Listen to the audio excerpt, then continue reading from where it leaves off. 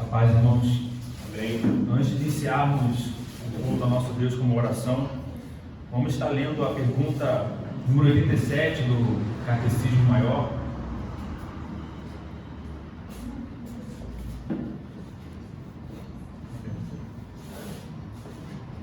O que devemos crer acerca da ressurreição? Devemos crer que no último dia haverá uma ressurreição geral dos mortos, dos justos e dos ímpios. Então, os que se acharem vivos serão mudados em um momento. Os corpos dos mortos, que têm jazido na sepultura, estando então novamente unidos às suas almas para sempre, serão ressuscitados pelo poder de Cristo. Os corpos dos justos pelo Espírito, e em virtude da ressurreição de Cristo, como cabeça deles, serão ressuscitados em poder, espirituais e incorruptíveis, e feitos semelhantes ao corpo glorioso dele, e os corpos dos ímpios serão por ele ressuscitados para a vergonha, como por um juiz ofendido. Amém, irmãos. Vamos nos colocar de pé para estar orando ao nosso Deus, iniciando mais um culto a Ele. Senhor, somos gratos a Ti, Deus, pelo Teu santo dia, sábado cristão. Deus, muito obrigado, Senhor, porque por Tua graça o Senhor nos concede esse dia para nós descansarmos em Ti, Pai, santificar esse dia a Ti, Senhor. Muito obrigado pelo descanso, Senhor, pela restauração da nossa alma que temos nesse descanso em Ti, Deus, na Tua palavra, Senhor, na comunhão dos irmãos. Nesse momento específico, Pai, nós fomos convocados, ó Deus, para estar nesse momento solene, na reunião solene, Pai, nessa convocação. Que o Senhor possa estar nos ajudando, ó Deus, a prestarmos um culto a Ti, Senhor, em espírito e em verdade, Senhor. Que o Seu Santo Espírito guie, Senhor, todos os atos litúrgicos aqui, Deus. Que o nosso coração, Senhor, que o nosso corpo, Pai, expresse, Deus, uma adoração sincera a Ti, Deus. Que possamos entender tudo o que for feito aqui, Deus. Amém. Que possamos entender o profundo significado, Pai, das orações, dos hinos cantados, Pai, da pregação do Teu Santo Evangelho, Deus, do sacramento da Santa Ceia, Senhor. Nos ajude, alimente, Deus, a nossa alma, Pai. Obrigado, Senhor, porque a Tua misericórdia ela dura para sempre, Deus. E é a razão porque nós estamos aqui, Deus, por causa do Teu Santo Evangelho, Pai, por causa da remissão dos nossos pecados no sacrifício de Cristo. Somos gratos a Ti, Senhor. Que o Senhor Jesus Cristo seja o centro desse culto. Amém, meu Deus. Muito obrigado, Senhor. Amém, Deus. Amém. Vamos abrir a palavra do Senhor, o Salmo 100.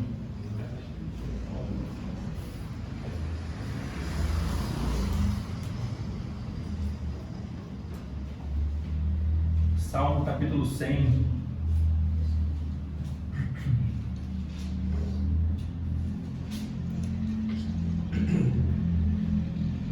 Assim diz a palavra do Senhor: celebrai com júbilo ao Senhor todas as terras, servi ao Senhor com alegria, apresentai-vos diante dele com cântico. Sabei que o Senhor é Deus, foi Ele quem nos fez, e dele somos. Somos o seu povo e rebanho do seu pastoreio. Entrai por suas portas com ações de graças, e nos seus atos com hinos de louvor. Rendei-lhe graças e bendizei-lhe o nome, porque o Senhor é bom, a sua misericórdia dura para sempre, e de geração em geração a sua fidelidade. A sua misericórdia dura para sempre, e é de geração em geração a fidelidade do Senhor. Amém. Que o Senhor nos abençoe nesse início de culto. Vamos estar louvando a Ele nesse momento.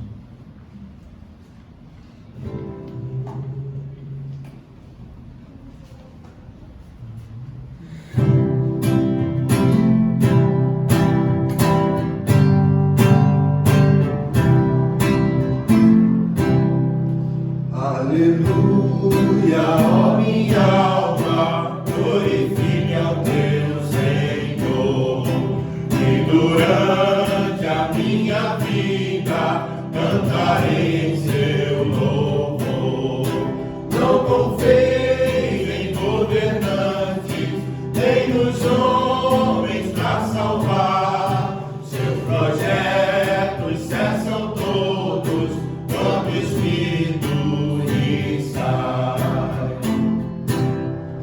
Bem-aventurado aquele cujo Deus é o de Jacó, que recebe seu auxílio, esperando em Deus Javé. Ele fez os céus e a terra, fez o mar e tudo mais, e fiel eternamente o Senhor se manterá. Faz justiça aos oprimidos, ao faminto dá o pão. O Senhor liberta os presos, abatidos põe de pé. O Senhor ao justo ama, faz o cego enxergar. Sobre órfãos e viúvas seu amparo ele dá. O Senhor ao forasteiro lhe concede proteção, mas os ímpios o caminho o Senhor transtornará. Para sempre o Senhor reina, ó Sião, teu Deus é rei. De uma geração a outra, reina Deus, aleluia. Amém, irmãos. Podeis sentar. Vamos abrir mais uma porção da palavra de Deus no livro de Zacarias, capítulo 1.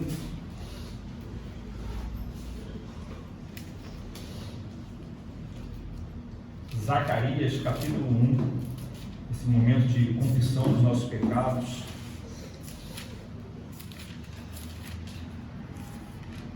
Vamos ler do verso 1 ao verso 6 do capítulo 1.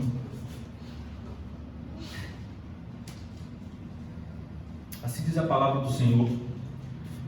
No 8º mês do 2º ano de Dário, veio a palavra do Senhor ao profeta Zacarias, filho de Baraquias, filho de Ido, dizendo: o Senhor se irou em extremo contra vossos pais. Portanto, dize-lhes: assim diz o Senhor dos Exércitos, tornai-vos para mim, diz o Senhor dos Exércitos, e eu me tornarei para vós outros, diz o Senhor dos Exércitos. Não sejais como vossos pais, a quem clamavam os primeiros profetas, dizendo: assim diz o Senhor dos Exércitos, convertei-vos agora dos vossos maus caminhos e das vossas más obras, mas não ouviram, nem me atenderam, diz o Senhor. Vossos pais, onde estão eles? E os profetas acaso vivem para sempre?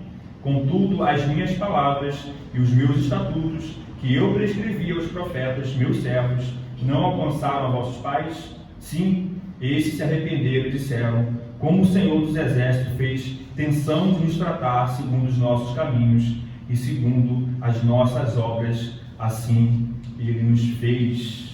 Esse texto de exortação do profeta Zacarias ao povo de Deus, que sejam também um texto para nos instruir a confessar os nossos pecados, a não cometer os mesmos erros que os nossos antepassados cometeram, mas que possamos nos achegar a esse Deus que está sempre disposto a nos perdoar, nos perdoou de maneira plena em Cristo Jesus e ainda continua nos perdoando.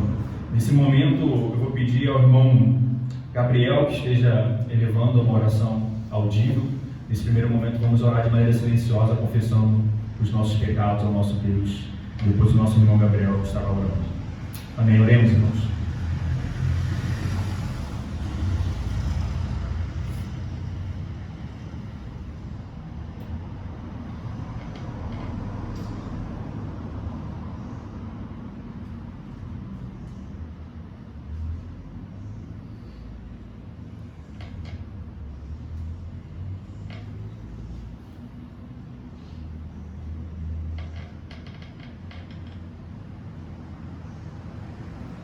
Pai querido, Pai amado, nós chegamos a Ti, Pai, com a certeza de que o Senhor nos escuta, Pai, e também de que Cristo faz essa mediação entre nós e o Senhor, nosso Deus.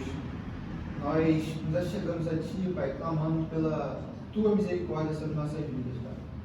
Clamando, Senhor, pelo Teu perdão que o Senhor tenha misericórdia de nós, Pai, nas nossas debilidades, Pai, nas nossas fraquezas. Nós reconhecemos, Pai, que nós somos falhos, que nós somos pecadores e que nós carecemos do Senhor, Pai, dia após dia sobre nossas vidas, Pai. Te pedimos, Pai, que o Senhor sonde o nosso coração, Pai, e torne-o limpo, Senhor. Torne o nosso coração limpo, Senhor, porque nós queremos ver o Senhor. Tem misericórdia, Pai, de nossas vidas, Pai. E que o Senhor nos abençoe, Pai, fazendo com que nós larguemos, Senhor, nossas práticas pecaminosas, Pai, e sigamos, Senhor, confiantes em Ti, Pai, em honrar e glorificar o Teu santo nome, Pai. Nossa mente, Pai, nosso coração e nossas atitudes, Pai, estejam todas fixadas em Cristo, Pai, estejam de alguma forma refletindo, Pai, esse caráter que temos, Senhor, em Cristo Jesus, Pai. Pedimos, Pai, que o Senhor venha com Tua provisão sobre nossas vidas, Pai, nos concedendo, Pai, o arrependimento, Pai, fazendo com que nós sejamos capacitados pelo Teu Espírito Santo a cumprir, Senhor, com os Teus mandamentos, Pai. Tem misericórdia de nós, Pai. Nós Te agradecemos pelo perdão em Cristo Jesus, Pai. E Te pedimos que o Senhor nos santifique, Senhor, para a honra e glória do Teu santo nome, Pai. Em nome de Jesus, amém. Amém, meu Deus. Amém, irmão. Vamos louvar ao Senhor depois dessa oração.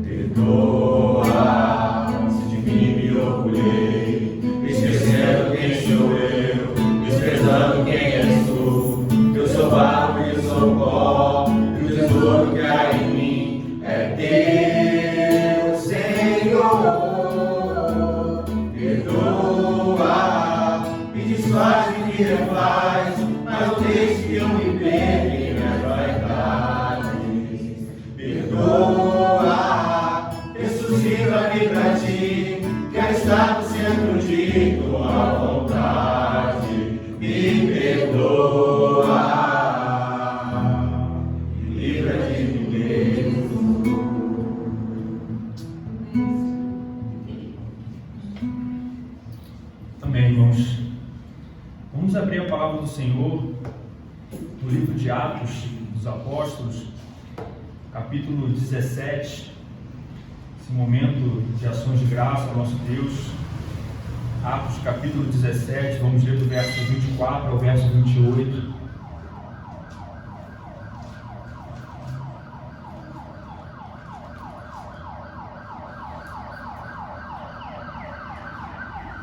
Assim diz a palavra do Senhor, Atos 17, a partir do verso 24.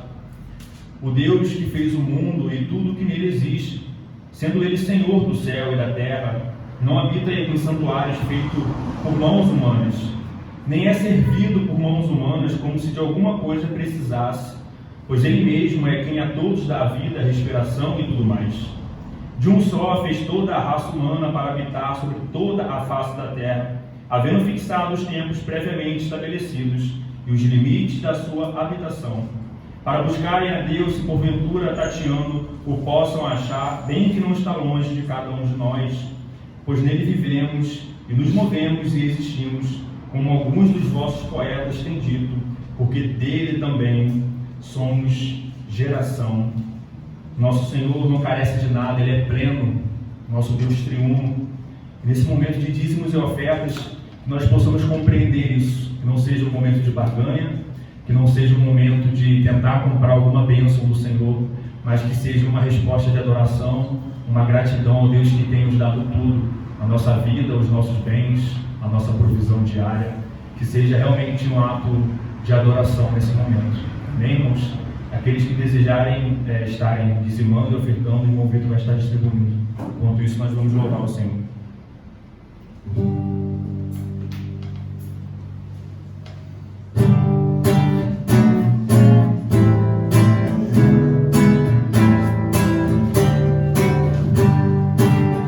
Graças te dou por tudo que me deste, primeira salvação em meu Jesus. Graças te dou por tudo que fizeste, por este pecador salvo na cruz. Graças, graças, mil graças a ti, meu Salvador. Graças, graças, mil graças por teu precioso amor.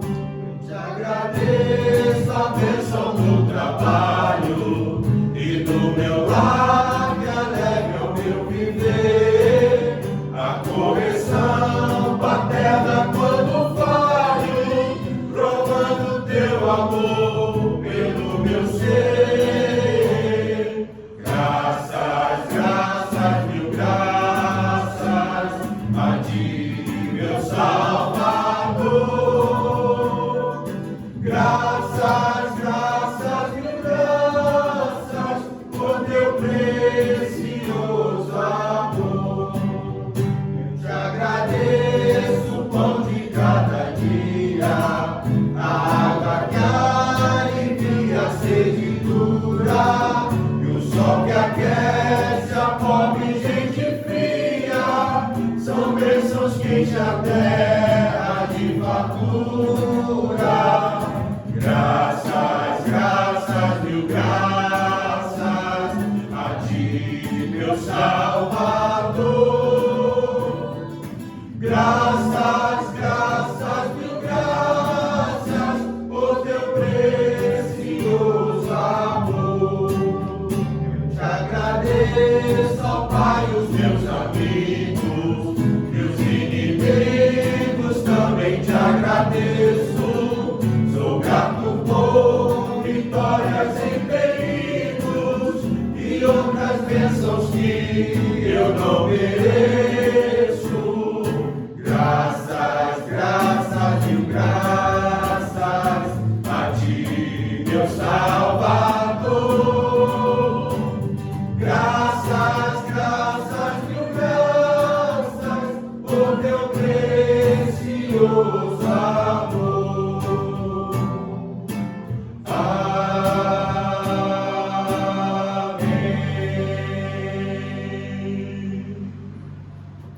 Vou pedir à irmã Stephanie que esteja elevando oração, agradecendo ao Senhor pelos dízimos e ofertas. Senhor, nosso Deus e Pai, te agradecemos, Senhor, neste momento. Como cantamos agora, graças a Ti, Pai. Obrigado por o Senhor não ter nos deixado faltar nada nas tuas mãos. Obrigado por o Senhor faz com que tenhamos o sol todos os dias, faz com que nós tenhamos toda a provisão necessária, Pai. Deus, nós te louvamos, Senhor, porque não merecemos nada do que temos.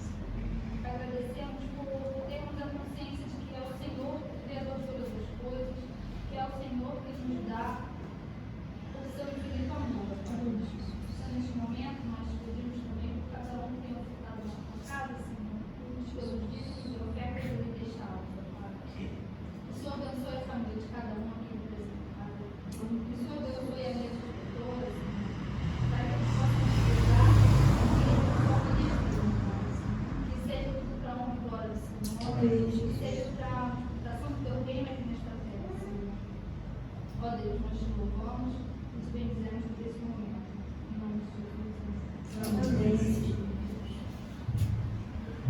palavra do Senhor em Apocalipse, capítulo 5.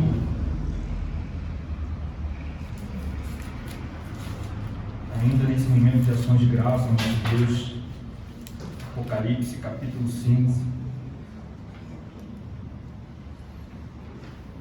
Assim diz a palavra de Deus: vi na mão direita daquele que estava sentado no trono um livro escrito por dentro e por fora, de todo selado com 7 selos. Vi também um anjo forte que proclamava em grande voz: quem é digno de abrir o livro e de lhe desatar os selos? Ora, nem no céu, nem sobre a terra, nem debaixo da terra, ninguém podia abrir o livro, nem mesmo olhar para ele. E eu chorava muito, porque ninguém foi achado digno de abrir o livro, nem mesmo de olhar para ele. Todavia, um dos anciãos me disse: não chores, eis que o leão da tribo de Judá, a raiz de Davi, venceu para abrir o livro e os seus 7 selos. Então vi no meio do trono e dos 4 seres viventes, e entre os anciãos de pé, um cordeiro como tendo sido morto. Ele tinha 7 chifres, bem como 7 olhos, que são os 7 Espíritos de Deus enviados por toda a terra. Veio, pois, e tomou o livro da mão direita daquele que estava sentado no trono. E quando tomou o livro, os 4 seres viventes, os 24 anciãos, prostraram-se diante do cordeiro, tendo cada um deles uma harpa e taças de ouro cheias de incenso, que são as orações dos santos.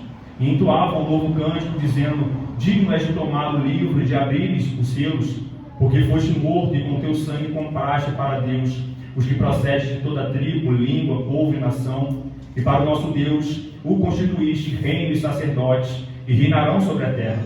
Vi e ouvi uma voz de muitos anjos ao redor do trono, dos seres viventes e dos anciãos, cujo número era de milhões e de milhões e de milhares e de milhares, proclamando em grande voz: digno é o Cordeiro que foi morto de receber o poder, e riqueza, e sabedoria, e força, e honra, e glória, e louvor.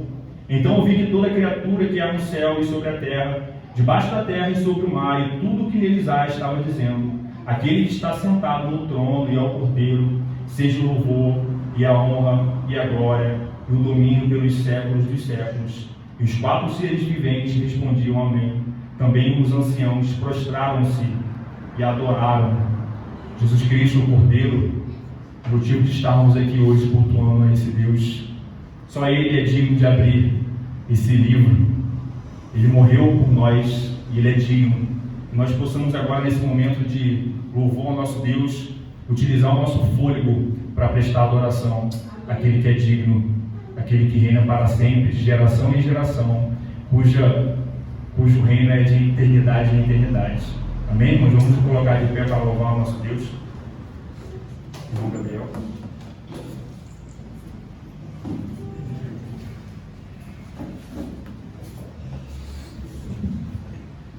Amém, meus irmãos. Boa noite a todos. Vamos continuar a nossa adoração ao nosso Deus, a esse Deus que merece toda a honra e toda a glória, todo o louvor.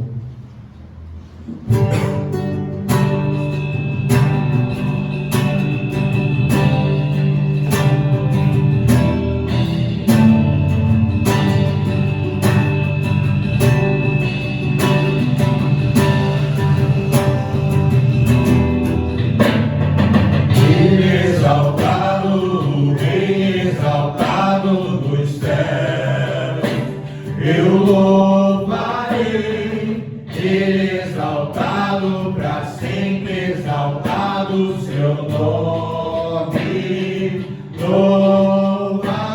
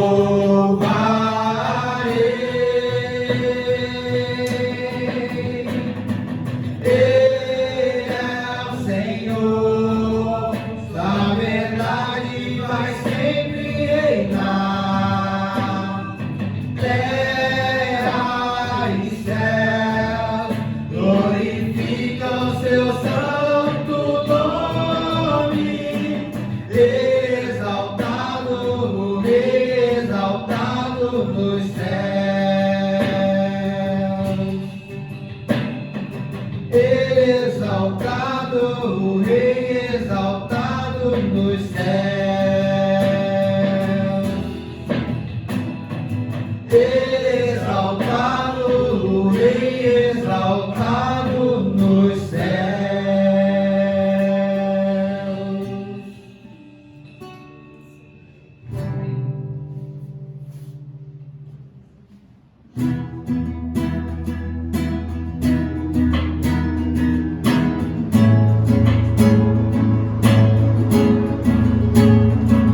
Nas noites mais sombrias, na escuridão da alma, tua graça me basta. Nas madrugadas frias, na solidão da estrada, tua graça me basta.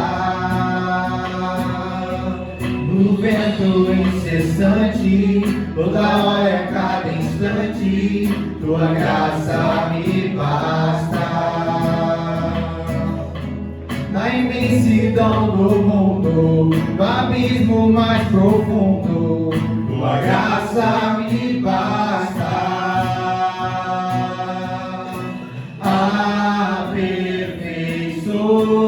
Aperfeiçoa-me, molda meu coração, ouça o som que flui da minha adoração, suba perante ti, esse sincero amor seja a expressão de todo meu louvor. Nas noites mais sombrias, na escuridão da alma, tua graça me basta. Nas madrugadas frias, na solidão da estrada, tua graça me basta. No vento incessante, toda hora, cada instante, tua graça me basta. Na imensidão do mundo, no abismo mais profundo, tua graça me basta.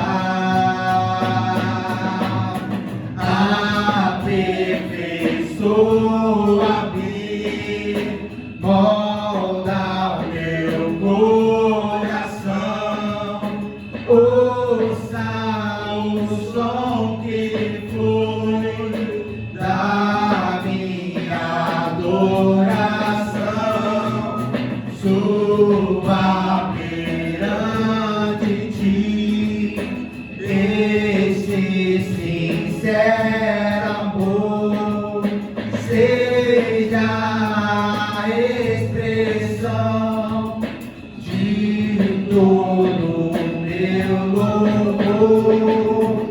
Aperfeiçoa-me, molda o meu coração, ouça o som que flui da minha adoração, suba perante ti, esse sincero amor seja a expressão de todo meu louvor.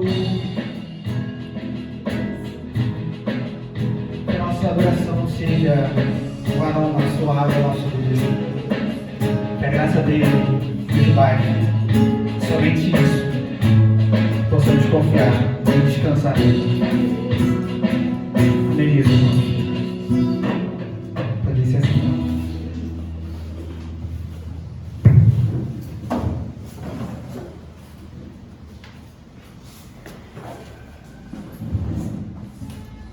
Amém, irmãos. Agora, nesse momento que nós vamos ser dispostos à palavra de Deus, antes vamos estar abrindo no livro de Atos, capítulo 22.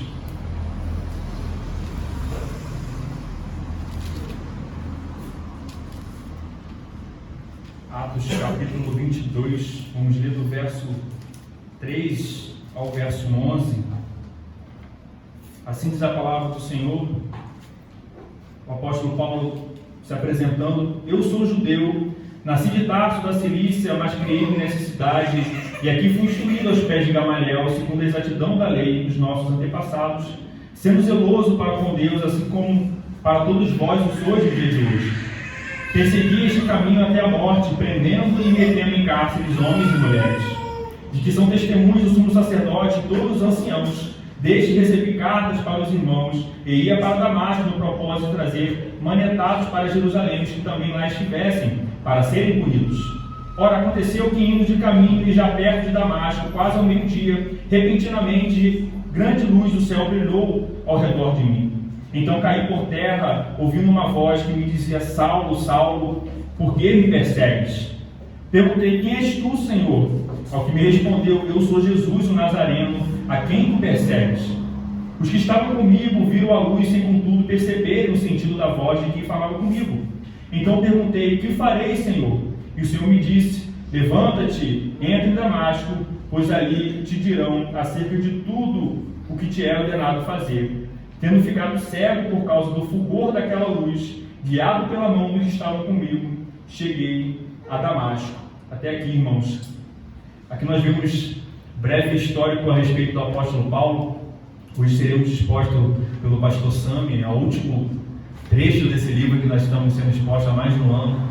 E nós vemos o apóstolo Paulo sendo marcado nesse caminho a Damasco, onde de perseguidor nós vimos que ele passa a ser perseguido e levar no próprio corpo as marcas do Evangelho de Cristo. Que nesse momento nós possamos pedir ao Espírito Santo que ilumine a nossa mente, que nós possamos apreciar e zelar por esse santo Evangelho que chegou a Paulo, que chegou aos apóstolos e que mais de 2000 anos depois chegou também a nós, e é o motivo por estarmos aqui hoje reunidos. Que possamos ter essa importância e esse zelo em nossa mente, que possamos estar com a nossa mente em disposição para aprender mais da palavra do Senhor, não somente a mente, mas o espírito e o corpo, que possam estar preparados para aprender as verdades que serão ditas aqui hoje. Amém? Gostaria de pedir ao irmão Fernando que esteja orando pelo pastor Sami, para que ele possa ser instrumento de Deus e para que nós também possamos aprender as verdades. Amém. Senhor Deus, nós agradecemos a Ti, Senhor, por esse momento, a Tua igreja se reúne em assembleia solene. Te louvamos, ó Deus, porque é um privilégio para cada um de nós. E pedimos a Ti, ó Deus, que por meio do Seu ministro ordenado, nós sejamos abençoados pela Sua palavra. Te pedimos, ó Deus, a Tua bênção nesse momento, a iluminar o nosso coração, a iluminar a nossa mente, para que possamos compreender a Tua vontade, compreender a Tua palavra, para que possamos, ó Deus, aplicar em nossa vida no procedimento de uma vida santa, que honre o Teu santo, glorioso e bendito nome, Senhor. Que não seja, Senhor, perdidas as palavras aqui ensinadas no nosso coração. Nos ajuda, Senhor, a guardar e a vivê-la para a Sua glória. Abençoe o pastor na exposição da Sua palavra, o Teu servo, o Teu ministro. E cada coração aqui como terra fértil. Pedimos assim, confiamos tão somente na atuação do Teu Espírito Santo, Senhor, para nos ensinar no conselho da verdade. Assim oramos a Ti e agradecemos em nome de Cristo Jesus. Amém. Amém.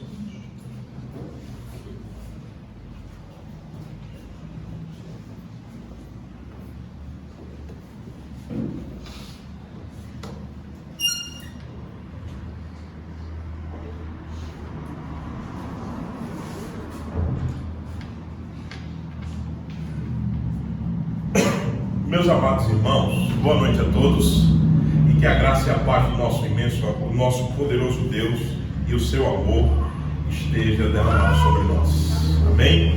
Motivo de muita alegria estarmos com vocês mais uma vez.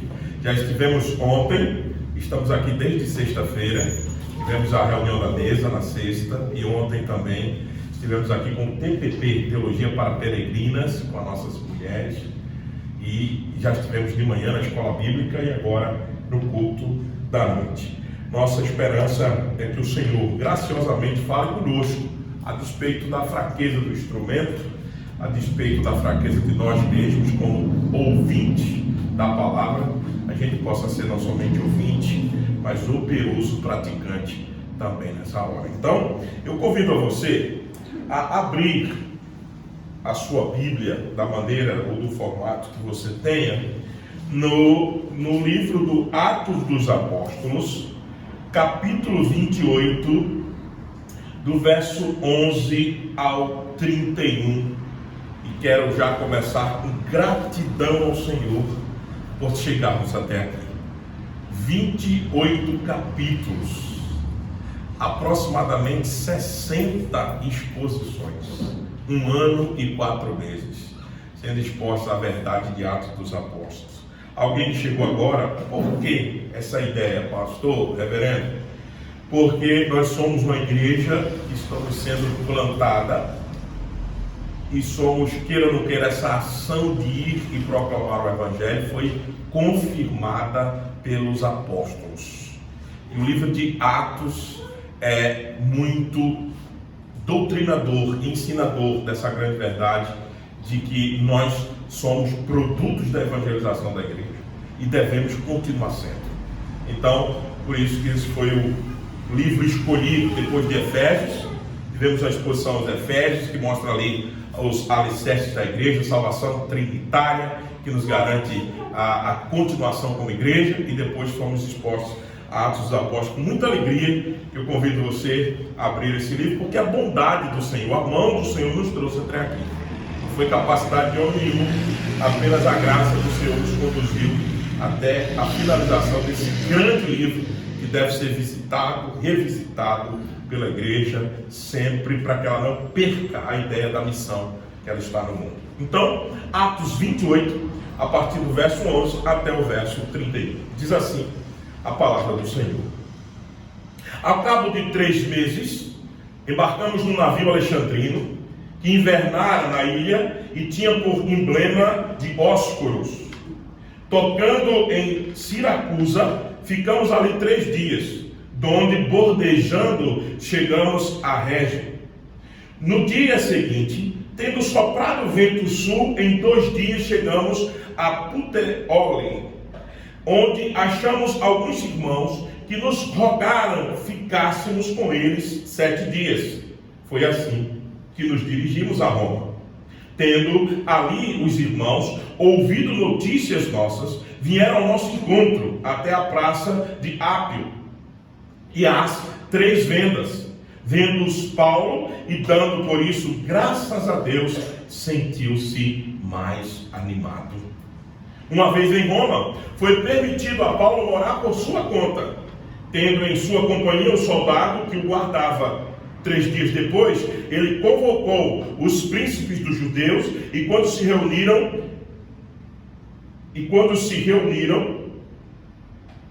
lhe disse: varões, irmãos, nada havendo feito contra o povo ou contra os costumes paternos, contudo vim preso desde Jerusalém, entregue nas mãos dos romanos, os quais, havendo-me interrogado, quiseram soltar-me sobre a preliminar de não haver em mim nenhum crime passível de morte. Diante da oposição dos judeus, senti-me compelido a apelar para César, não tendo eu, porém, nada de que acusar a minha consciência, a minha nação. Foi por isto que vos chamei para vos ver e falar, porque é pela esperança de Israel que estou preso com esta cadeia. Então, eles lhe disseram: nós não recebemos da Judéia nenhuma carta que te dissesse respeito. Também não veio qualquer dos irmãos que nos anunciasse ou dissesse de ti mal algum.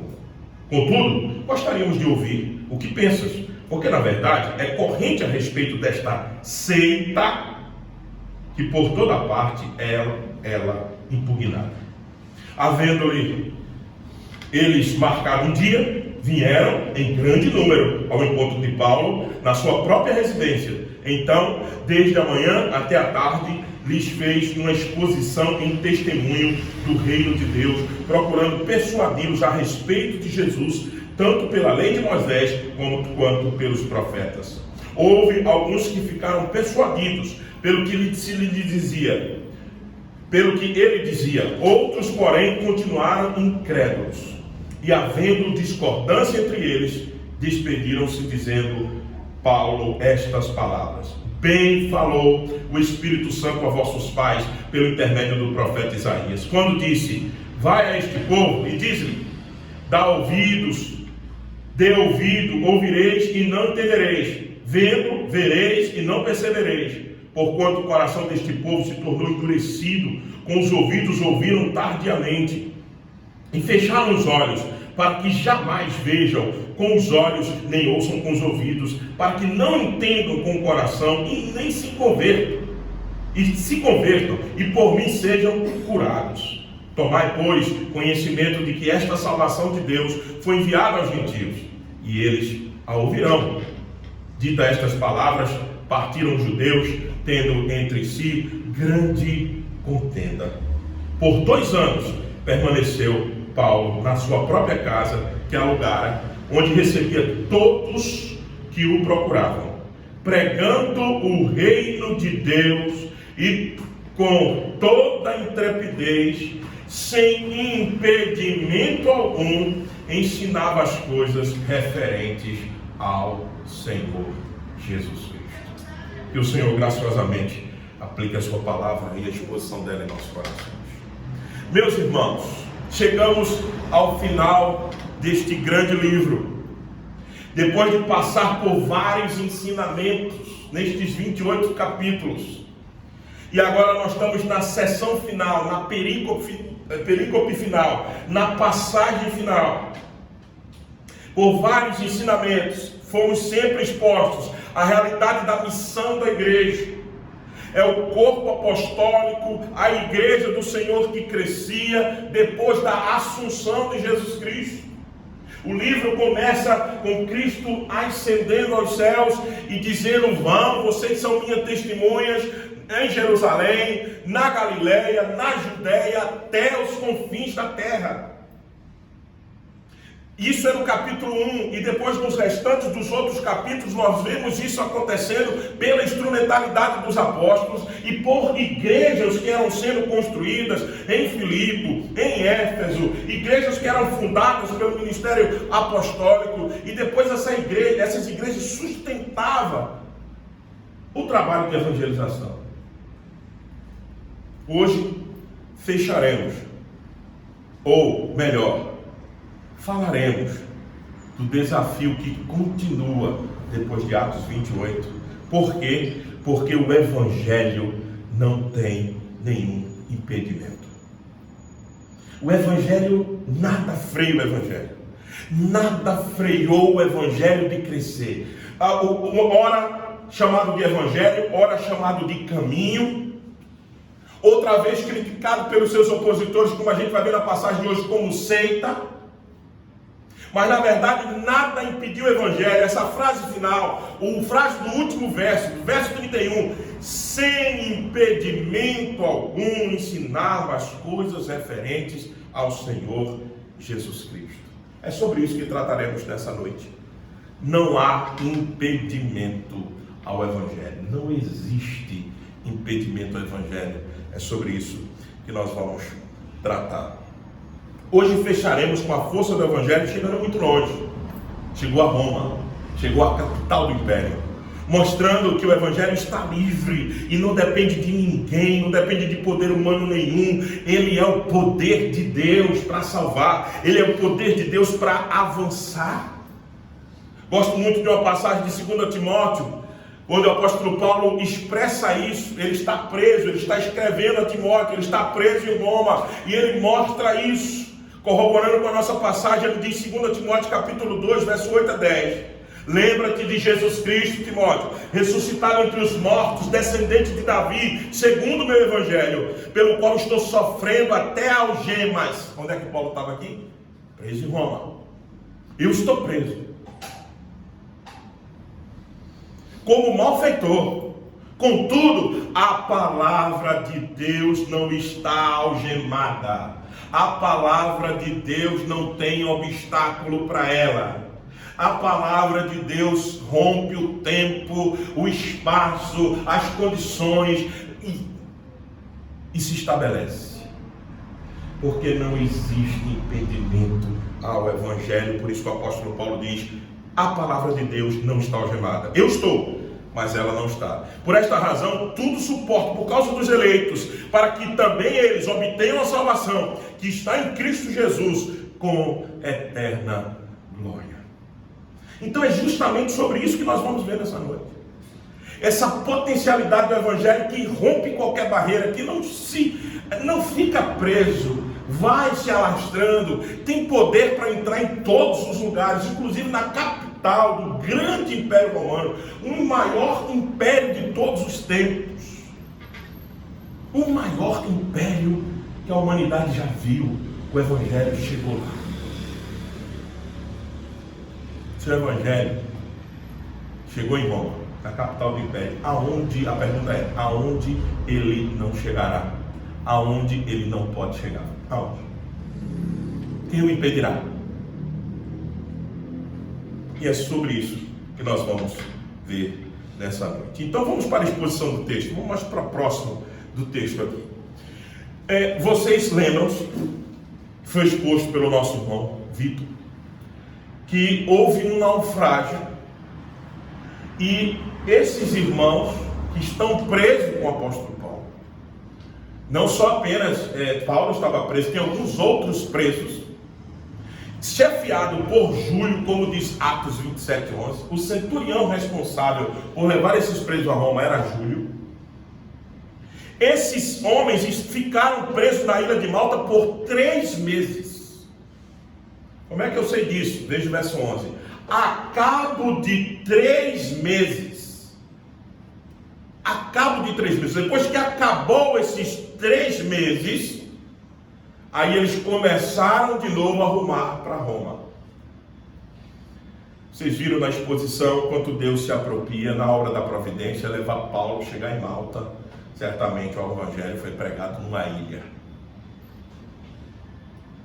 Depois desses 3 meses, agora Paulo vai seguir a viagem como preso político, para chegar onde? Em Roma. Quem é que tinha dito que o apóstolo Paulo ia chegar em Roma? A gente tem que lembrar de mensagens anteriores, exposições anteriores. Eu sei que é difícil para nós, mas pense um pouquinho em Atos capítulo 19, naquela aparição que o Espírito fez a Paulo, dizendo que ele tinha que ir para Macedônia, se lembra? E depois, aí Paulo diz: eu não só vou apenas passar para Macedônia, vou até Jerusalém, mas eu vou também chegar em Roma. O apóstolo Paulo tinha recebido isso de quem? Do Espírito Santo de Deus. Atos capítulo 19, verso 21, Paulo diz: eu vou a Roma. E eis Paulo chegando em Roma. Eis o Espírito cumprindo o que prometeu, com todos os obstáculos, com todas as coisas que se levantaram, com naufrágio, com parada em ilha que não estava programada, com tudo, vai chegar em Roma. Veja, agora Paulo continua a viagem, parecia que não ia acabar nunca, parecia que não ia chegar, ele vai chegar lá. Embarcaram no navio alexandrino, que invernaram na ilha e tinha por emblema Dióscoro. Veja, o apóstolo Paulo está indo para Roma, e não esqueça que quem comandava a missão é o centurião Júlio e os seus homens, e foi Júlio que foi procurar um navio que estava atracado, e depois de ter passado todas as intempéries daquele mar tenebroso, os 3 meses é para passar, provavelmente os comentaristas dizem que é para passar aquela seção de ventos mais perigosos. Teve que passar 3 meses por conta disso. Agora imagina, essa parada tinha tido provisão? Não. Essa parada estava calculada? Não. De onde veio o alimento? Não sei. Certamente o Senhor proveu tudo o que os seus servos, ou principalmente o seu servo, apóstolo Paulo, precisava. A gente tem que olhar para o texto numa narrativa como essa e pensando nessas coisas, tá? Quem foi que bancou esse povo 3 meses? De onde veio o alimento? De onde veio a provisão? Numa ilha? Certamente o Senhor não só fez aquele milagre da víbora ter atacado o apóstolo Paulo, Vocês se lembram do caso na exposição passada, mas ele fez tantos outros milagres para suprir a necessidade durante esses 3 meses. Eu não tenho absolutamente dúvida disso. Então entenda, a primeira parte da estrutura narrativa aqui é o caminho de Malta até Roma. E mais uma vez a demonstração do cuidado do Senhor com o apóstolo Paulo. Mais uma vez a obra de providência, da providência divina, do socorro do Senhor, clara na vida do apóstolo Paulo. Essa foi uma grande marca no livro de Atos dos Apóstolos. Vocês viram isso aqui? Coisas que o Senhor fazia, coisas que o Senhor fez para a sua obra continuar indo. Em último caso, o dono da obra é ele. Em último caso, o sucesso da obra está condicionado à obra da providência. O sucesso da obra da evangelização, de missões, está condicionado ao Deus que mandou a gente ir. Se ele não atuar providencialmente, nós não conseguiríamos desenvolver nenhum tipo de missão. Absolutamente. Então veja como isso fica claro no verso 11 a 15. É a primeira parte da divisão da narrativa. Veja, ao cabo de 3 meses embarcaram no navio alexandrino, que invernava na ilha e tinha por emblema Dióscoros. Tocando em Siracusa, ficamos ali 3 dias, donde bordejamos, chegando até Régio. No dia seguinte, tendo soprado o vento, em 2 dias chegamos a Puteoli, onde achamos alguns irmãos que nos rogaram ficássemos com ele 7 dias, e foi assim que nos dirigimos a Roma. Tendo ali os irmãos ouvido notícia nossa, vieram ao nosso encontro até a praça de Ápio, e as 3 vendas, vendo Paulo e dando por isso graças a Deus, sentiu-se mais animados. Agora veja a providência atuando. Precisa-se de um navio para continuar a viagem. Eles encontram o navio o quê? Alexandrino, com um símbolo, um emblema do Dióscoros. Isso na língua grega é filho dos deuses. Isso aqui é uma menção a Castor e Pollux da cultura, da mitologia grega, que são filhos de Leda com Zeus. Os filhos de Leda com Zeus na mitologia grega eram os filhos esses filhos desse encontro de Leda com Zeus era considerado protetor dos mares. Incrível isso, né? Porque certamente não só esse navio tinha isso. Aquele navio que naufragou também deveria ter algum emblema desse. E a minha suspeita, Lucas não deixa isso claro, a minha suspeita é justamente fazer o contraste, que todos os navios que iam sem a proteção do Senhor poderiam naufragar, mesmo que tivesse uma insígnia, um emblema de um deus grego que protegia os mares. O outro naufragou. Esse daqui não vai, não é por causa dos emblemas que está nele, é por causa da obra da providência. Talvez essa seja a justificativa mais plausível para Lucas ter deixado isso no texto. Lucas não explica por que ele disse que um navio tem um emblema de Dióscoros, filho dos deuses. Mas a suspeita é justamente fazer a gente entender que esses filhos dos deuses eram chamados protetores dos mares, mas agora tinha acabado de ter um naufrágio. Lucas parece ser meio irônico nisso, dizendo assim, eles confiam nisso, mas o apóstolo Paulo e nós, servos de Deus, confiamos na obra da providência do Senhor. Providenciou o navio, providenciou o que mais? Certamente comida para esses 3 meses e para embarcar de novo nesse navio. O Senhor providenciou força a esses irmãos. Veja o verso 12, tocando em Siracura, ficamos ali 3 dias de novo.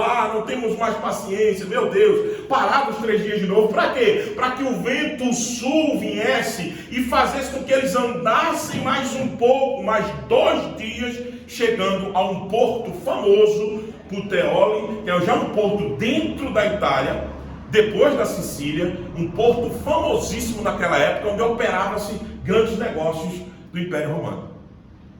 Então entenda, o Senhor também teve que prover, principalmente o apóstolo Paulo, mais pacientes, mais força, mais graça. Para 3 dias aqui, espera o vento melhorar. Aí o vento melhora, aí entra no barco. De vez de fazer essa travessia, todos os comentaristas dizem que de Siracura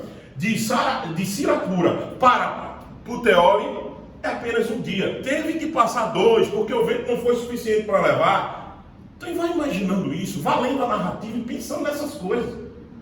O Senhor está promovendo isso, o Senhor está provendo isso. Não há paciência mais suficiente para tanta coisa. 3 meses parado no lugar.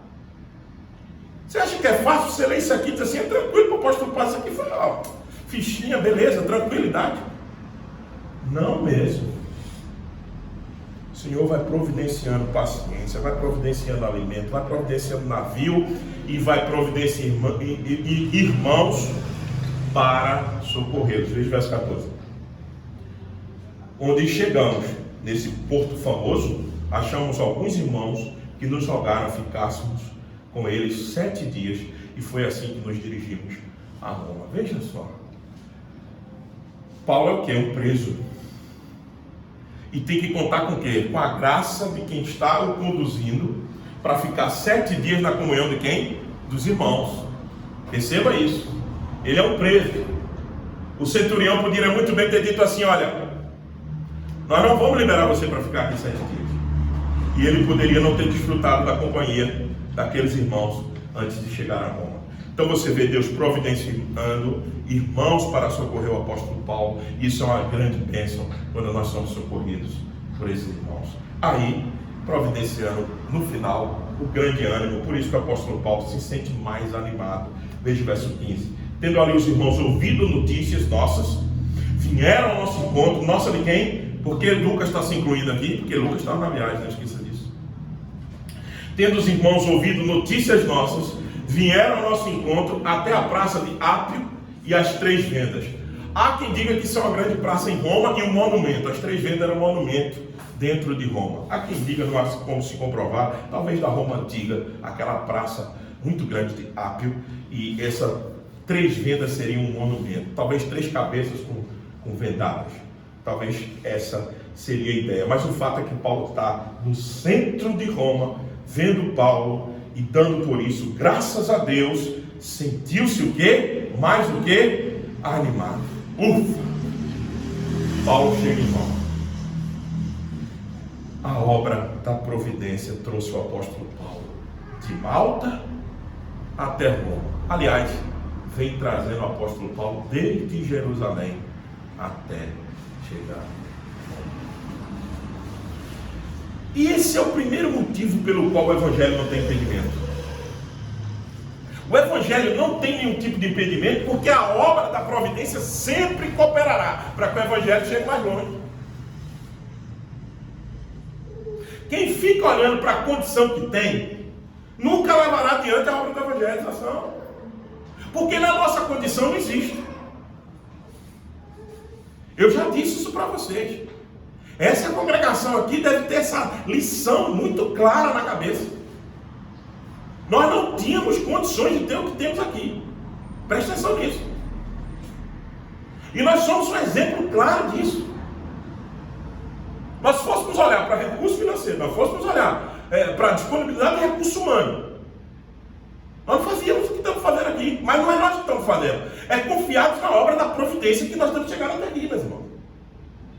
Então presta atenção, a missão não é feita olhando para o recurso que eu tenho. A missão não é feita olhando para o recurso que eu tenho. Não, a gente faz isso com prudência, certa prudência, ok. Mas se a obra da providência não atuar, o evangelho será impossibilitado. Agora, quando ela atua, todas as barreiras tiradas da frente.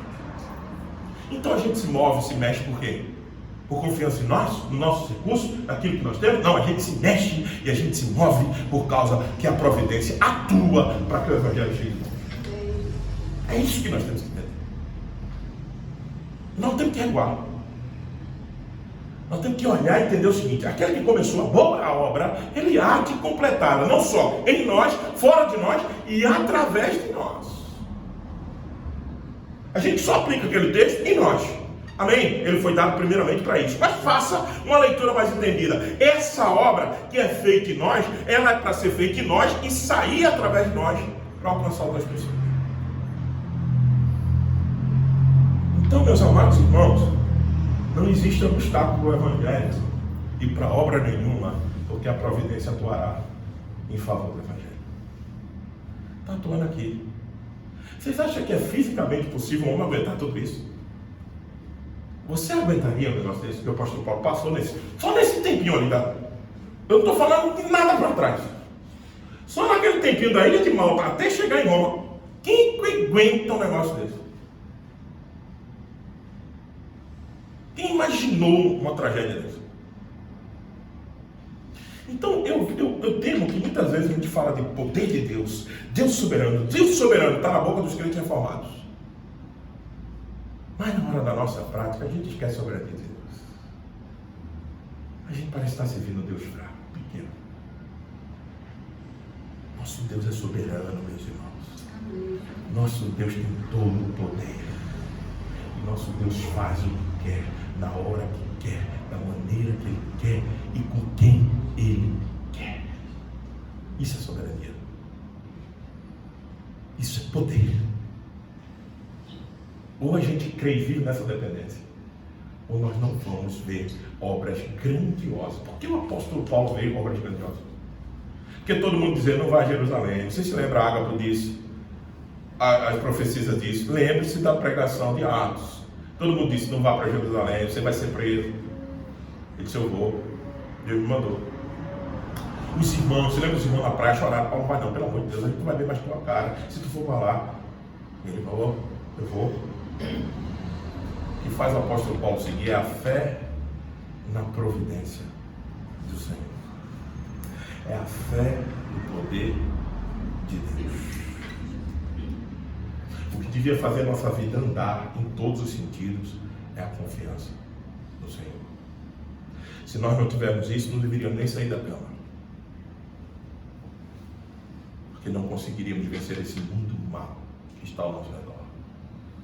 Mas é o poder de Deus que nos faz avançar. Segunda grande visão do texto. Além de você perceber claramente a obra da providência, você agora vê Paulo chegando em Roma. É o do verso 16 a 22. Uma vez em Roma, foi permitido a Paulo morar por sua conta. Eu leio isso e tenho que ficar pensando de novo. Problema de novo. Morar por sua conta, Paulo tinha alguma poupança para agora pagar o aluguel da casa dele? Você está vindo preso de outra nação, de outro lugar. É natural que se espere de que o governo que está trazendo preso político assuma toda a conta sobre ele. Ou não é? Aí você lê isso aqui. Paulo agora está por sua conta, preso e tendo que custear. Aí, quem é que socorre ele? Claro, a obra da providência através das igrejas que ele mesmo havia fundado. É Filipenses, que manda não só uma vez, mas duas vezes. Se lembra que ele agradece aos Filipenses? Agora o trabalho do apóstolo Paulo socorrendo-o na hora que ele precisa. Tudo isso, obra da providência divina, meus irmãos. Tendo que morar por sua conta no local que está pela primeira vez, não esqueça, ele está pela primeira vez em Roma. Uma coisa é você morar por sua conta aqui no lugar que você nasceu, em Cabo Frio. Por alguma situação emergencial dentro de sua casa, você deixa seus pais e vai morar por sua conta. Isso é uma coisa. A região dos lagos, você conhece, Araruama, Iguaba Grande, você conhece. Agora uma coisa, você está num país estrangeiro pela primeira vez e os caras dizem assim, te vira, te mantém. É outra coisa. Então, uma vez em Roma, foi permitido a Paulo morar por sua conta, tendo em sua companhia um soldado que o guardava. Ou seja, ele morava, mas estava preso. Tinha um soldado tomando conta dele. Depois de 3 dias, ele convocou os principais dos judeus e quando reuniram, lhe disse, varões, irmãos, nada havendo feito contra o povo ou contra os costumes paternos, Contudo, vim preso desde Jerusalém, entregue nas mãos dos romanos, os quais, havendo me interrogado, quiseram soltar-me, sobre a preliminar de não haver em mim nenhum crime passível de morte. Diante da oposição dos judeus, senti-me compelido a apelar para César, não tendo eu, porém, nada de que acusar minha nação. Foi por isso que vos chamei, para vos ver e falar, porque é pela esperança de Israel que estou preso com esta cadeia. Então, eles, ou seja, os judeus, lhe disseram: nós não recebemos da Judeia nenhuma carta que te dissesse respeito. Também não veio qualquer dos irmãos que anunciasse ou dissesse de ti mal algum. Contudo, gostaríamos de ouvir o que pensas, porque na verdade é corrente a respeito dessa seita, que por toda parte é ela impugnada. O apóstolo Paulo chega em Roma, e a primeira coisa que ele faz é chamar os príncipes judeus, para dizer para eles que eles não têm nada, que o apóstolo Paulo não tem absolutamente nada contra o judeu. Pelo contrário, ele está também ali, primeiro pela vontade divina, e segundo, como ele mesmo diz, na tentativa de ter essa cadeia para tentar falar ainda com vocês. Vou falar para os gentios, vamos falar em Roma. A gente vai ver isso no final. Mas tem judeus importantes aqui, porque está na capital. Tem líderes importantes aqui. E eu quero falar com vocês, para dizer para vocês que eu não fiz nada contra o nosso povo. E ele chama os judeus de quê? De irmãos. Observaram? Varões, irmãos. O apóstolo Paulo ainda crê que há possibilidade de que aqueles judeus sejam convertidos a Cristo. Por quê? Porque o seu trabalho tinha sido espalhado por todo o Império Romano. Então veja, não existe nenhuma acusação formal. Paulo diz de novo, não tem nada sobre mim. E o que é que os judeus dizem? Esses principais, eles também tinham poder sobre os judeus e sobre os israelitas no sentido espiritual. Tanto é que eles disseram assim, olha, não chegou nada de Jerusalém para nós.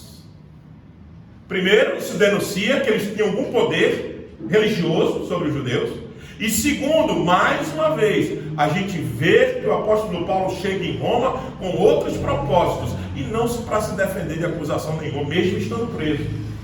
Na verdade, a gente entende que a providência do Senhor atuando para que Paulo chegue e evangelize Roma, e não necessariamente para se defender de alguma acusação que exista, porque não existe acusação contra o apóstolo Paulo, e ele sabia disso. Ele apela para César para quê?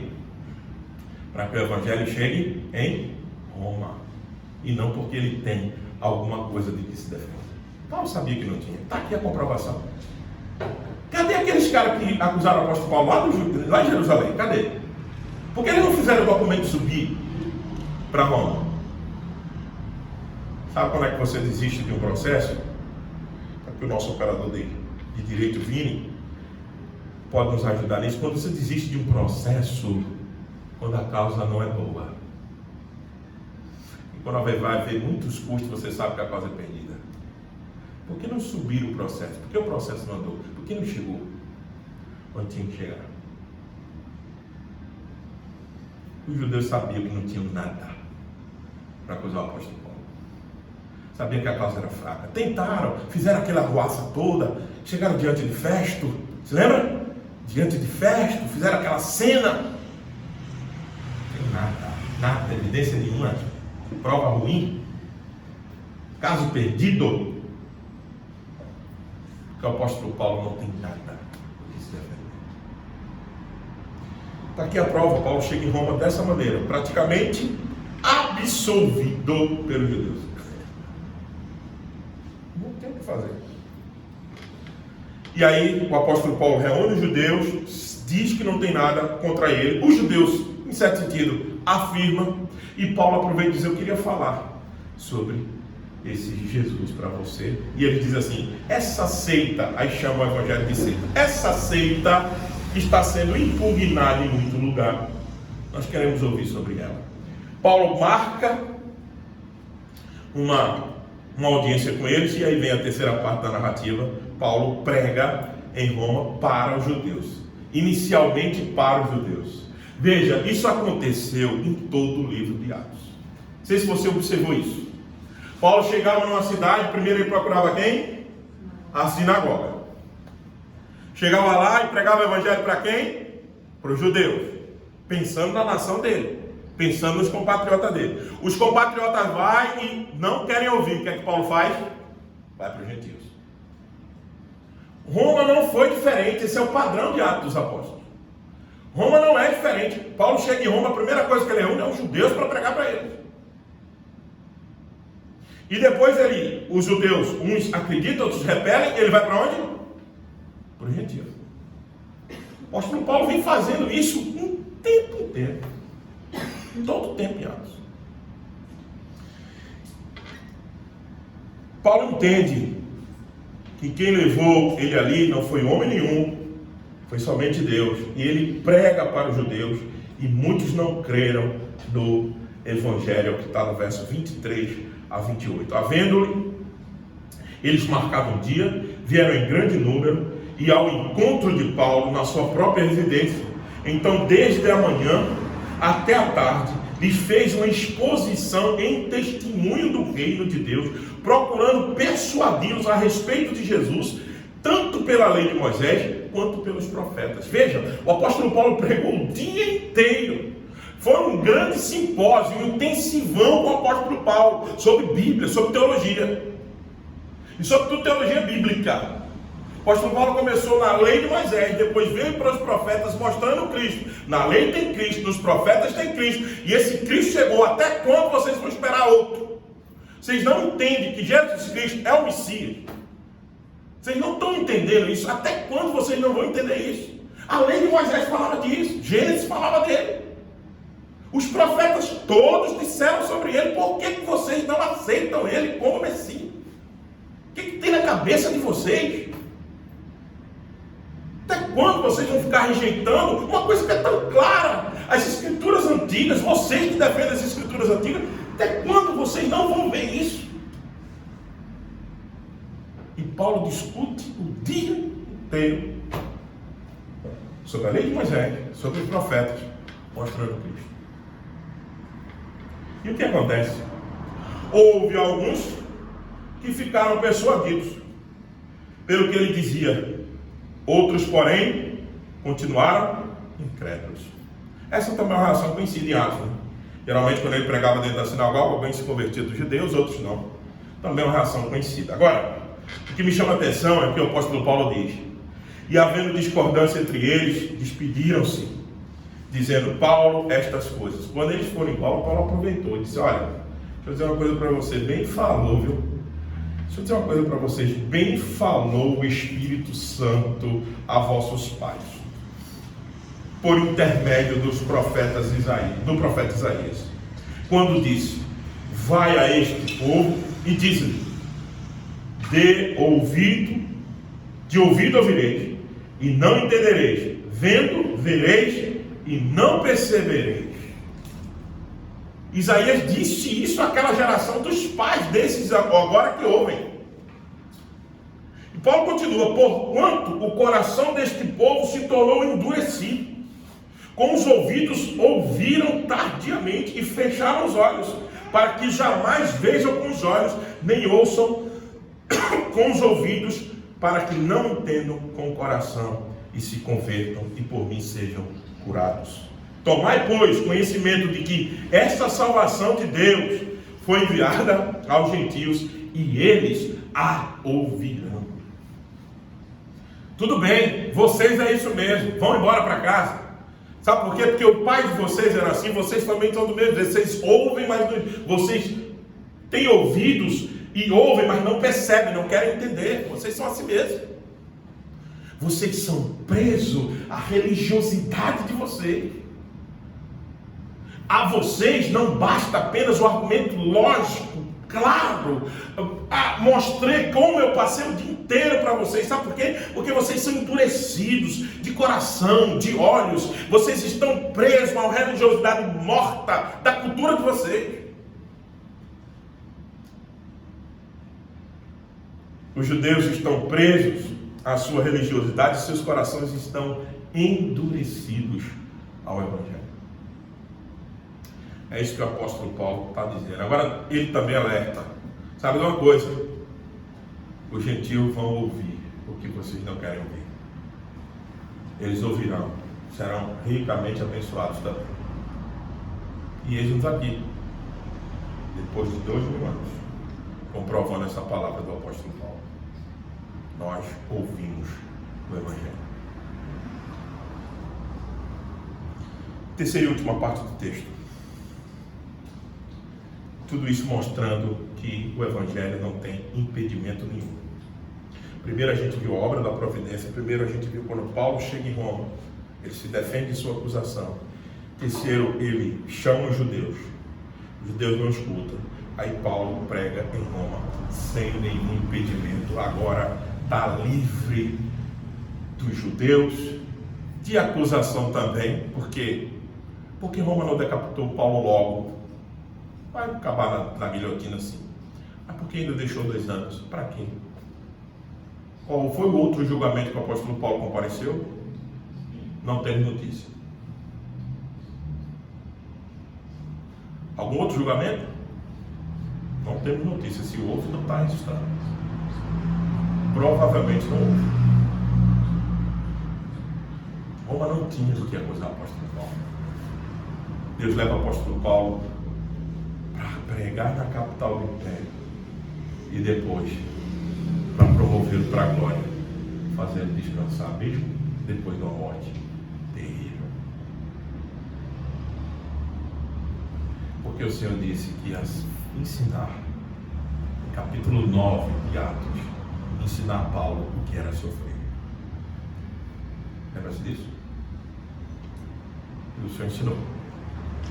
Mas também, talvez não exista na história da igreja outro instrumento mais utilizado do que o apóstolo Paulo.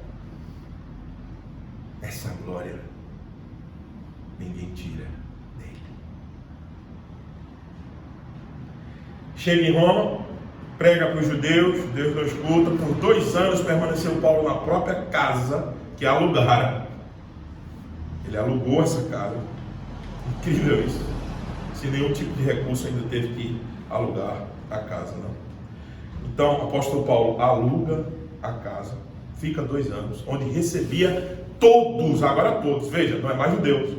É judeu aí? Não. Todos que o procuravam. Todo tipo. Agora imagine, isso é Império Romano. Será que só ouviu o evangelho judeu?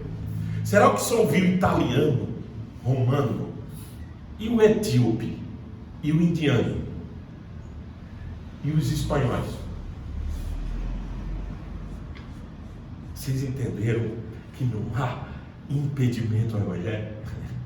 O Evangelho está no coração do império, falando a todas as nações ao mesmo tempo. Isso é extraordinário. A todos que o procuravam, pregando o reino de Deus, e com toda intrepidez, preso mas com intrepidez, sem impedimento, ensinava as coisas referentes ao Senhor Jesus. Que testemunho, meus amados irmãos. Que testemunho. De quem? Do apóstolo Paulo? Também, mas muito mais do poder do Evangelho. É o poder do Evangelho chegando a todos os cantos. Muito bem, pastor. E o que isso tem para nós hoje? É sempre a pergunta que fizemos, sempre fazemos no final do sermão para nossas aplicações. Então vamos a algumas. Primeiro, nunca esqueça, meus amados irmãos, que Deus cuida de nós enquanto estamos pregando o Evangelho ou no desenvolvimento da nossa missão nesta vida para reforçar o Evangelho. O que eu estou querendo dizer com isso é que ninguém aqui tem nenhum tipo de dom que não foi dado para reforçar a expansão do Evangelho. Saiba disso. Dom de advocacia, saúde, empreendimento, poder público, enfim, a área que você atua. Ei, e lembre-se, a sua missão é reforçar a expansão do Evangelho. Só para isso que existem carreiras profissionais. Aqui aqui neste mundo, é claro, no novo céu e nova terra, o Senhor estabelecerá como será o funcionamento disso. Não vamos entrar nesse mérito agora. O mérito é o seguinte: aqui tudo tem que conspirar para que esse evangelho ande, e saibamos que Deus cuidará de nós em cada uma das nossas atividades. Sempre. Se estamos comprometidos com a obra dele, e a obra de Deus nesta hora é salvar o seu povo. A obra do Senhor, ele não está comprometido com a economia global, ele não está comprometido com o preço da gasolina, ele está comprometido de reunir os seus eleitos. Essa é a obra de Deus. E ele vai cumprir isto. Ele está reunindo o seu povo. O Senhor cuida de tudo? Cuida. O Senhor vê todas as nações? Vê. Tira reino e bota reino? Sim. Interfere no destino dos povos? Sim. A palavra de Deus diz isso. Mas, por que ele faz tudo isso? Para que a gente tenha um mundo nessa terra melhor? Para reunir o seu povo. O objetivo final de Deus é reunir a sua igreja através da nossa vida. E nós precisamos estar engajados nessa missão de qualquer maneira. Orando, contribuindo financeiramente, contribuindo com as nossas influências, contribuindo com os nossos dons, contribuindo com a nossa carreira. Fazendo alguma coisa para ilustrar esse evangelho, fazendo alguma coisa no meu trabalho, na minha vizinhança, no meu ciclo de amizade, na minha família. Eu tenho que estar comprometido com essa obra. E Deus providenciará que os obstáculos sejam retirados da minha frente para que eu avance como ele fez com o apóstolo Paulo. Isso também serve para nós. A obra da providência não só cuidou da vida do apóstolo Paulo, cuida da minha, da sua, de cada uma vida aqui. Cada uma vida. Deus nos conhece pelo nome. Ele sabe quem nós somos. Ele não olha para nós como um bando de gado, como um bando de ovelhas, como um bando de rebanho, sem identificação, sem rosto. Não, o Senhor sabe, nos conhece pelo nome. E Ele sabe cada uma das nossas situações. Ele sabe disso. Nós precisamos entender, assim como o apóstolo Paulo foi socorrido pela providência do Senhor, nós somos. Segunda coisa, o que mais vimos neste livro de Atos é que quanto mais nos comprometemos, seremos perseguidos. Entenda isso. Não há como você se doar por essa obra da evangelização. Se dar para que essa obra cresça e fique tudo bem. Não necessariamente. Aqui ou acolá, nós vamos ter que enfrentar alguma perseguição. Porque nós estamos batendo de frente com o sistema corrompido do mundo. O evangelho incomoda as pessoas, incomoda os governos, incomoda a corrupção. O evangelho diz que só existe um rei. O evangelho avora para si a realeza do Senhor Jesus Cristo. Isso incomoda os reinos mundanos, o reino das trevas. Então entenda, haverá sempre um levante contra nós. Agora, para nos fazer parar? Não, para nos fazer depender de Deus. O apóstolo Paulo não parou. O apóstolo Paulo andou na dependência de Deus o tempo inteiro. Terceira coisa. Nossa missão deve continuar independente de supostos obstáculos que se levantam no nosso caminho, pois, lembre-se, não existe impedimento para o Evangelho. Não existe. Não existe. O impedimento é criado aqui, ó. Na minha cabeça e na sua cabeça. Só tem aqui. A nossa visão limitada, temerosa, medrosa, humana. Só tem aqui. Impedimento só existe aqui. No Evangelho, não. No Senhor também não. É irracional o que acontece na vida do apóstolo Paulo. Pare para pensar direitinho. Desde o capítulo 13 a gente vem sendo exposto na vida desse homem. Desde o capítulo 13. A verdade começou do 9. Conversão dele, 10, né? Depois do 11, tivemos algumas coisas ali. Agora a partir do 12, 13 mesmo foca nas viagens de Paulo até 28. Mais de 15 capítulos desse livro falando do apóstolo Paulo. E vá pensar racionalmente se humanamente daria para algum fazer uma coisa daquela. Não dá. Mas por que deu?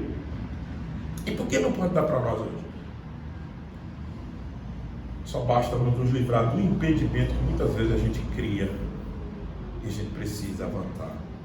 E eu queria concluir o livro de Atos dos Apóstolos dizendo o seguinte para você: você já parou para pensar que este livro não teve uma conclusão formal? Qual é o livro da Escritura? Uma carta escrita ou um livro narrativo que acaba dessa maneira, sem um final formal.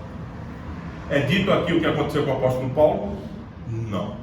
Nós sabemos por causa de 2 Timóteo. Provavelmente Paulo tenha morrido decapitado por causa das palavras finais de 2 Timóteo. Mas nós não sabemos o que aconteceu. Não é dito o que aconteceu com o apóstolo Paulo, não é dito o que aconteceu com as igrejas, porque às vezes a gente podia fazer uma nota e as igrejas, e esse é o final da história do apóstolo Paulo, e as igrejas que ele plantou ficaram felizes para sempre. Né? Nesse suposto final que a gente entende de filme. Não existe final em Atos. E as palavras finais de Atos, quais são? Ensinava as coisas referentes ao Senhor Jesus Cristo. Qual é a palavra final de Atos? Senhor Jesus Cristo. O nome precioso que a igreja carrega, o nome que tem que ser anunciado, o nome que deve dar continuidade a esse livro. Por isso que nós somos Atos 29, 30, 31, 32, 33 e até o fim. Nós somos um capítulo continuante ou a continuação dos capítulos seguintes dessa história. Nós é que temos que continuar ensinando as coisas referentes ao Senhor Jesus Cristo. Por isso que não tem final formal. Por isso que não tem final como a gente conhece. E nós somos a continuação. Nós somos a continuação dessa história. Veja, olhe para você, entenda, alguém se dispôs a pregar o Evangelho para você. Alguém se dispôs a pregar o Evangelho à pessoa que pregou o Evangelho para você. E você vai olhando para trás, para trás, para trás, para trás, para trás. Nós, como presbiteriano no Brasil, acho que algum Simonton resolveu deixar sua nação com 26 anos de idade e veio para uma terra dele muito grande. Para quê? Para pegar o Evangelho. E hoje nós somos o povo presbiteriano brasileiro dentro dessa nação. Atos tem que continuar. A congregação presbiteriana Novo Mundo em Cabo Frio é a continuação de Atos dos Apóstolos. Mas ela não pode parar aqui, ela também tem que continuar.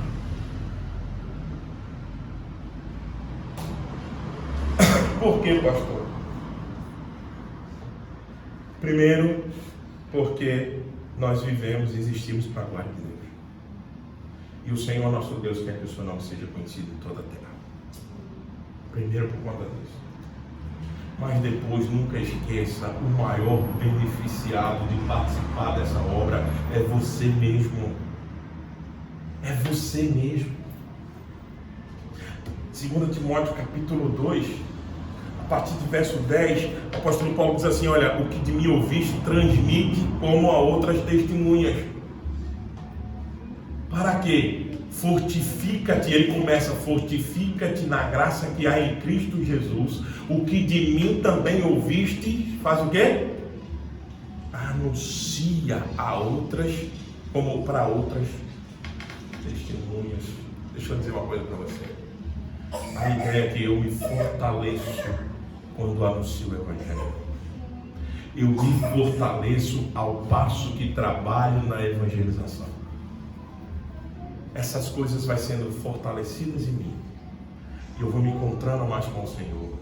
e vou também gozando dele, ao passo que ele vai sendo mais glorificado. Quanto mais ele é glorificado na minha vida, mais eu posso desfrutar dele. Isso é a nossa confissão. Esse é o nosso breve catecismo. A razão pela qual nós existimos é para ele ser glorificado e nós gozarmos dele para sempre. E fazemos isso muito mais quando estamos pregando o Evangelho. Que nós sejamos Atos 29, 30, 31 diante, que essa história não pare, que esse livro continue aberto e que a igreja continue imitando o passo dos apóstolos, que a igreja continue entendendo que não há impedimento ao Evangelho, meus irmãos, não há, absolutamente. Se o Senhor quiser nos guiar, se o Senhor quiser nos conduzir, se o Senhor estiver conosco, nada, absolutamente nada, pode refrear a obra do Evangelho. Estejamos prontos, então, para sermos usados a hora, o momento, como Ele bem quiser. Amém? Que o Senhor aplique a sua palavra em nossos corações. Vamos orar enquanto nos preparamos para a ceia do Senhor. Ó Senhor, nosso Deus e Pai, nós queremos louvar e bendizer o Teu nome por chegarmos ao final da exposição desse extraordinário livro que Tu deixaste nas Escrituras como inspirada e inerrante que ela é. Muito obrigado. Um livro que nos desafia, um livro que nos inspira a continuar, ó Deus, imitando a vida dos apóstolos, para que o Teu nome seja glorificado através de nós, mas também encontremos nosso próprio gozo, satisfação, alegria, ânimo no Senhor. Nós te pedimos, ó Deus, por essa congregação, que é fruto da Tua misericórdia, é fruto da Tua atuação aqui para que este local se estabelecesse. E nós te pedimos que essa visão não saia de nós. Apesar de concluirmos a exposição de Atos, tenhamos sempre na memória, guardado em nosso coração, que nós devemos continuar a missão de proclamar o Evangelho. Tenha misericórdia de nós e nos ajude agora também nos preparando para a ceia do Senhor. É a nossa oração, no nome de Jesus.